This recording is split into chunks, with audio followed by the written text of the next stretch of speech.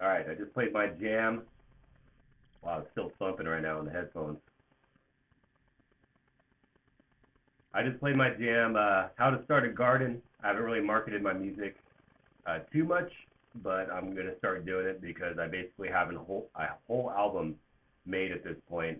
It's kind of rock influenced. I'm a bassist by nature, so I usually start my songs with the bass line, and then I kind of evolve the drums around it, whether I'm using the automatic drummer or I feel the need to kind of do my own drumming, and then I just kind of add layering tracks, usually a synthesizer, um, and then just kind of like melodies and whatnot. We all have different processes on how we make music, and me being a bassist, I try to use my bass skills. So sometimes I'll just have a really cool idea. Sometimes I'll just pull out Logic Pro X and start jamming, just see what kind of bass line is floating around in my head, my subconscious. But a lot of the times I have an idea of what the bass line is going to sound like. So How to Start a Garden, I just wanted something to thump, and it's just like this bow, bow, just this loud, deep, kind of synthy, growly bass. And I could use my live bass as well. I've made a few songs with my live bass, but I like using the keys because it comes out a lot cleaner. So just look for it on SoundCloud. It's a B minus show, and I'm gonna start uploading songs slowly. I got them all copyrighted, so went through that process. It's just $65, and you got to create a profile and basically have your music almost ready. So I haven't mastered my stuff yet, but it's pretty close to what it should be. I'm just working on the levels at this point. But I did a lot of time on mixing and figuring stuff out. This is the learning process. But I've been making music also for a very long time, since the 90s, mid 90s. Started off with hip hop music and really evolved to like kind of like punk rock music. Got into punk rock and pop punk and stuff. And now I just make whatever feels good. I'm still in a band called the Mean Muggers. You can find us on Spotify. We should have an album coming out within the next few months. COVID kind of put a damper on it, so we're doing everything, from our houses and kind of sending each other files.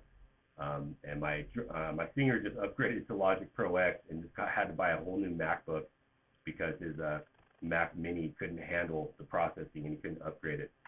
So he just got that.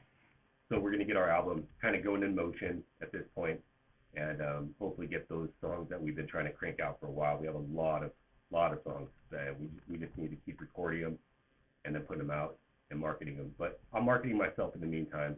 A little extra time on my hands with COVID and whatnot. Also been podcasting more, as you may or may not know.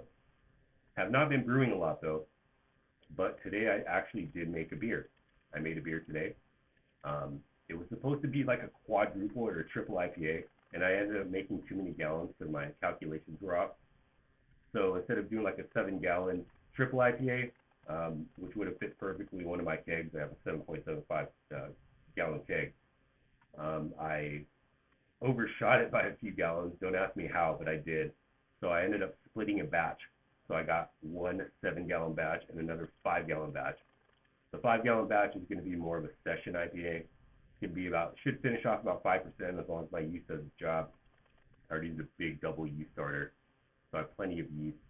And my 7-gallon batch should finish around 7 to 8% alcohol, so that'll be like an IPA or a double IPA. So I'm just waiting for it to get to the right temperature, then I'm going to aerate it, and then I'm going to pitch my yeast, let it ferment, keg them both, and then have a lot of beer for myself. Hopefully I could drink it in time, because IPAs tend to degrade over time. I also have a lot of beer in my fridge, so I'm kind of trying to clear it out a little bit. I don't know what I'm going to do. I mean, I guess I could buy another fridge, but I'm trying to get rid of a bunch of stuff. And yeah, we'll see how that goes. Anyways, on to the second beer for the podcast. YouTube listeners, you can find the full podcast at b-show.com. This is called Mosuka. It's a northeastern style double IPA from Track 7 Brewing Company. They're an independent brewery out of my local hometown, Sacramento, California. It's 8% alcohol. They're an independent brewery, like I just said.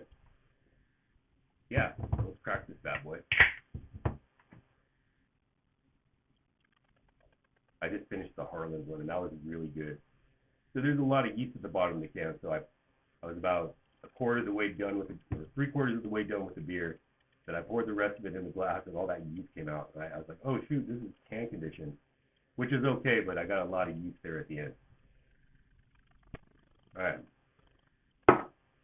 So I just poured this one to the glass. It's not as hazy as the last one by any means. It's a little more orange, and it's probably like an 8 on their thermal scale. So it's a little darker.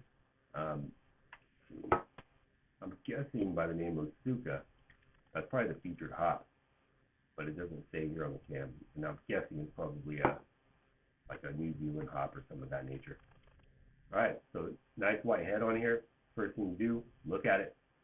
It's kind of within the color. It's a little darker for a Northeast style. Northeast style IPAs, I usually am expecting more of a yellowish kind of color instead of an orange juice kind of color. But it's still hazy, and let's give it a smell. That's the next step. Give it a smell.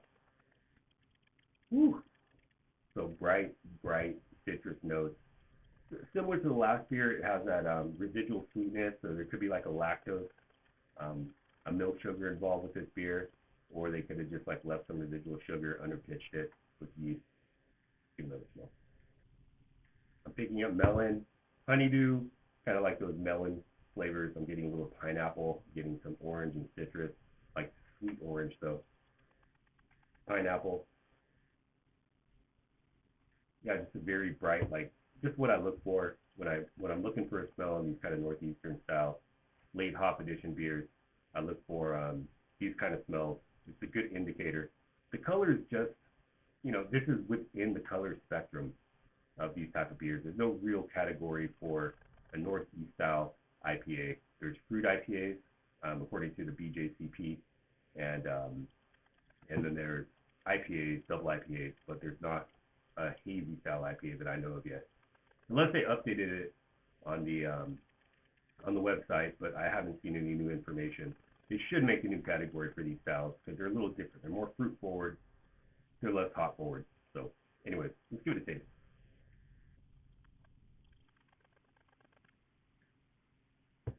Ooh, interesting.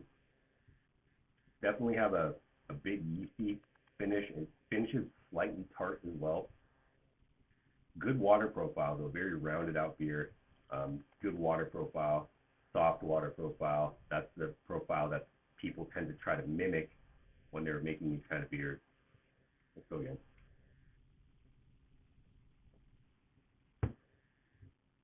Yeah, I'm getting a little bit of a chalky taste, but it's not necessarily an off flavor. Definitely bright citrus notes and a little bit of that like melon and kiwi, those tropical brightness notes as well.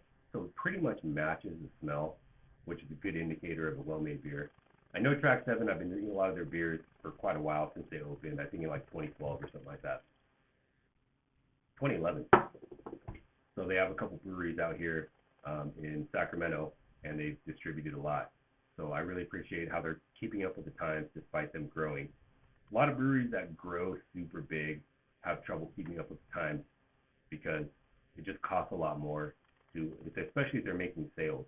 So they could get behind in a market, and then they're trying to play catch up, and maybe they don't know how to brew styles, they don't have it mastered yet. So pretty good job here. 8%er, I don't taste any alcohol. I do taste the grain.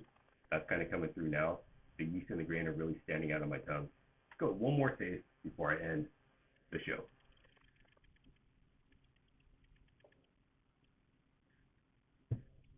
Delicious beer. Enjoy your craft beer. I'm sweating my butt off here in the man cave. As you may or may not know, no air conditioning and no heating in here. I have a fan that I turn off when I'm recording, and I'm wearing a shirt because I'm doing the video. So I'm very hot, and once again, a rare midweek podcast for me. It could become more frequent if I keep incorporating cardio in between my workout, my reps on my weight sessions during the day, during the week. But typically, for those new tuners, I don't drink during the week. I don't drink beer during the week, and I save it for the weekend. So thank you very much. Thank you for your support, your listens, and I just want you to enjoy your beers. Educate yourself on whatever makes you happy. Beer makes me happy for the most part. Ooh. Making it, drinking it, talking about it and podcasting about it. So it's your host, Sean. Thank you very much once again for your support and your downloads. Take care of yourself during COVID. Wash your hands and do what makes you happy. All right, take care of yourself. Cheers.